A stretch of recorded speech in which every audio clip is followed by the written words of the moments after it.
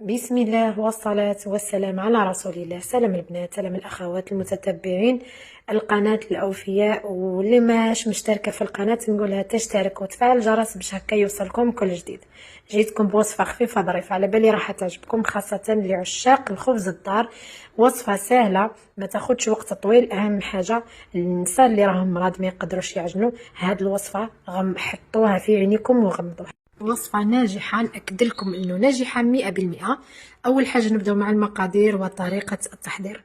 بسم الله. هنا عندي كاس تاع حليب دافي، عندي نص كاس ماء، تقدروا ديروا كاس ونص تاع حليب كما تقدروا ديروا ايضا، تخلطوا ميلونج بين البن ولا يكون باقي لكم ولا يعطيكم نفس النتيجة.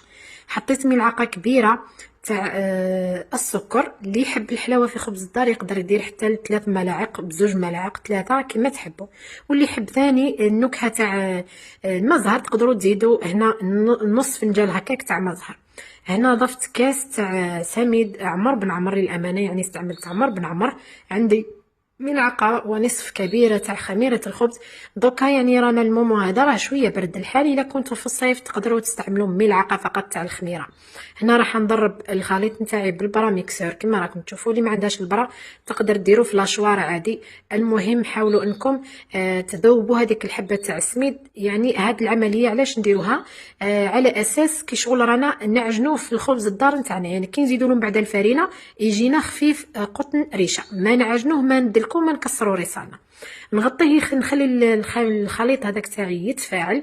بعد ما يعني فاتت واحد ربع ساعه راكم تشوفوا الخليط رجع رغوي ما شاء الله، تحسوه باللي خفيف. هنا زدت ملعقه صغيره هكاك تاع السانوج، وزدت ايضا ملعقه صغيره تاع الجلجلان. هنا اختياري، اللي يحب ما يضيفوش ما يضيفوش، اللي تحب تضيف اي نوع من الزرارات تضيف عادي. هنا ملعقه صغيره ايضا تاع الملح، ملعقه كبيره تاع خل، يكون الاحسن الخل الابيض. انا هنا ما عنديش الخل الابيض متوفر، درت الخل الاحمر عطاني نفس النتيجه. هذا الخل راح يعطيكم ايضا هشاشه للخبز نتاعنا، وايضا محسن للخبز تاعنا انه ما يهبط لكمش في الخمور. هنا عندي بياض حبه بيض، الصفار خليته باش نعجن باش ندهن عفوا السطح تاع الخبز نتاعي. عندي هنا ربع كاس زيت، اللي يحب يعني يزيد شويه على ربع يزيد. هنا كما تقدروا ديروا خليط بين الزبده والزيت اختياري. هنا كما راكم تشوفوا زدت الكاس الاول تاع الفرينه وضربت بالفوي. ديما نقول لكم يعني المرحله الاولى كي تكونوا تضيفوا في الفرينه حاولوا انكم تخلطوا بالفوي باش هكا ما يديروا لكمش الحبيبات.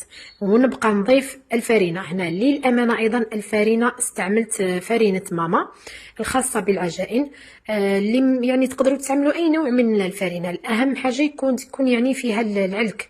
هنا راكم تشوفوا نضيف بالعقل الكميه تاع الفرينه، ما نقدرش نمد لكم يعني قادر يدي لكم حتى لزوج كيسان ونص.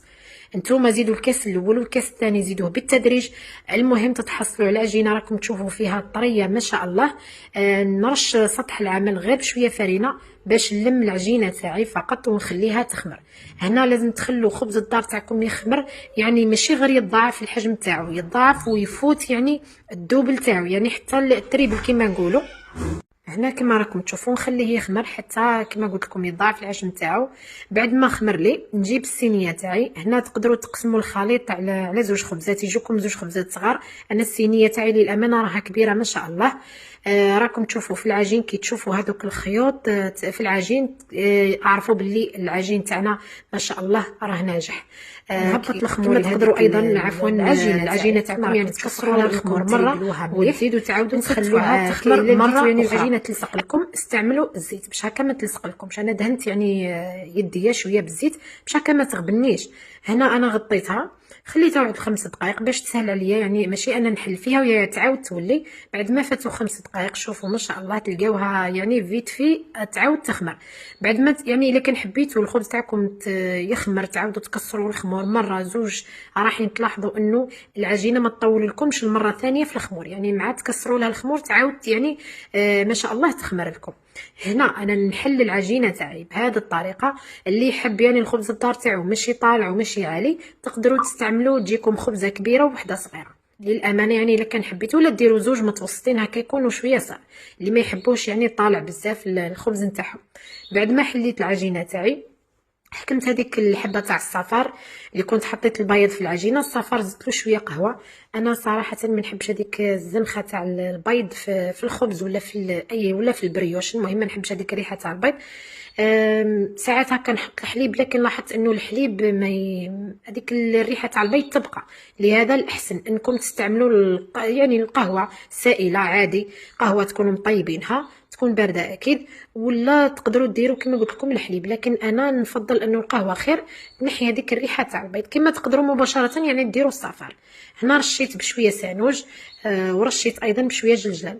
نفضل انه الخبز الدار تاعكم تدهنوه في المرحله هذه احسن من بعد كي يعاود يخمر لكم. قادر من بعد كون ما يعني ما تعرفوش، خاصه المبتدئات ولا ما عندكمش يعني هذاك التحكم، قادر كي تروحوا تدهنوه وهو خامر يهبط لكم هذاك الخمور وما تجيكمش هذاك الخبز ولا اي حاجه طيبوها ما تجيكمش الله يبارك خامره ومفشفشه. سخنت الفرن تاعي، خليت اكيد الخبز الدار تاعي يخمر. بعد ما شفتو لاحظت باللي خمر، سخنت الفرن تاعي مده 10 دقائق ربع ساعه على حساب النوعيه تاع الفرن. من بعد دخلته يطيب اكيد، وراكم تشوفوا في اللون ما شاء الله اللي عطاني. نحي فقط الجوانب، لانه كما تعرفوا الجوانب ما تدهنوه بالزيت، لانه البيض هذاك راح يلصق لكم في السنيوه. قلبوه مباشره، ما تخلوش الخبز الدار تاعكم يندي، لانه كون يندي من تحت يجيكم معجن. شوفوا ما شاء الله النتيجه راها امامكم، واحد الخفه وواحد الطراوه. نتمنى انكم تجربوا الوصفه وراح تنجحوا فيها وراح تعتمدوها. اللي ما يعني مازال ما جربتش هذه الوصفه ننصحك جربيها على ضمانتي. راح نقسم معكم الخبز. لازم يا البنات الخبز تخلوه يبرد، اي نوع من المعجنات لازم تخلوه يبرد باش هكا كي تقسموه ما يعجن لكمش. وراكم تشوفوا الوصفه راها تهدر وحدها. شوفوا من الخفه تاعو، هذا راه اخف من القطن، مع واحد الشريبه الله الله سخون سخون سخونه كما نقولوا. ولا تقدروا ثاني تخلوه هكا للسحور، كاين اللي ما يحبش هكا ياكلوا مع الشوربه. كيما تحبوا، سورتو رانا في الشهر الفاضل. شوفوا نقول لكم جربوا الوصفه، راها على ضمانتي. وكاين اخوات بزاف جربوا الوصفه والحمد لله نجحوا فيها، لانه كنت حطيتها من قبل في قناتي القديمه، والحمد لله حمدا كثيرا. يعني لقيت يعني تعليقات محفزه وتعليقات، يعني كاين بنات بزاف، كاين اخوات ما كانش ينجح معاهم خبز الدار، سورتو هذاك اللي يكون كما نقولوا حنا المدلوك ولا المعجون. شوفوا جربوا على الوصفه وانا متاكده 100% انه راح تعجبكم وراح تنجحوا فيها. في الاخير ما عليا غير نقول لكم صحه فطوركم صحه سحوركم مع وصفات اخرى ان شاء الله. ومادام وصلتوا لا فيديو لهنا ديروا لي هذاك الجيم واشتركوا في القناه باش هكا يوصلكم كل جديد. سلام في امان الله.